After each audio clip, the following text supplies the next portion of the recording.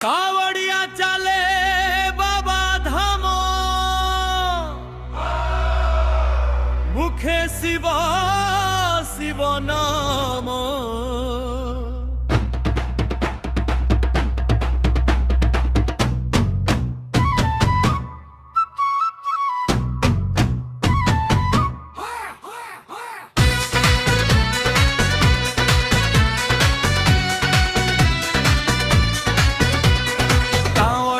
चले बाबा धाम मुखे शिव शिव नाम।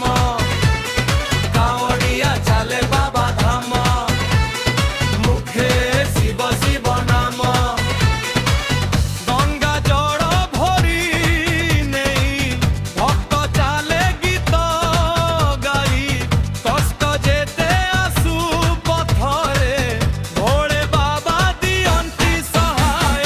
कावड़िया चले बाबा धाम मुखे शिव शिव नाम। कावड़िया चले बाबा धाम मुखे शिव शिव नाम।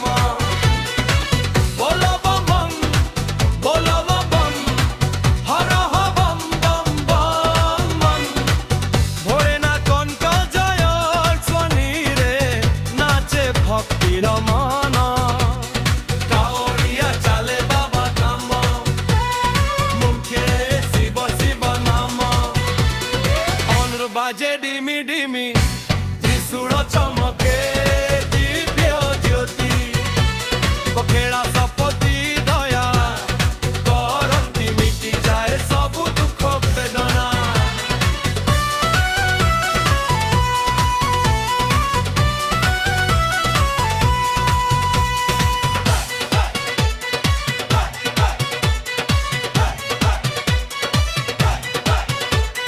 बेलपत्र धतुरा नहीं शिवलिंग रे अर्पण करी भक्तंक मन कामना पूरण करंती बाबा आनंद भरी।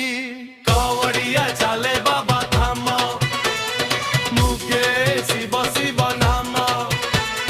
कावड़िया चले बाबा धाम मुखे शिव शिव नाम। जय जय शंभु शंकर जय त्रिपुरारी देव। बोलो बम बनिए की गूंजी सारा विश्वर भक्त सेवो। कावड़िया चले बाबा धाम मुखे शिव शिव नाम। गंगा जड़ भरी नहीं भक्त चलेगी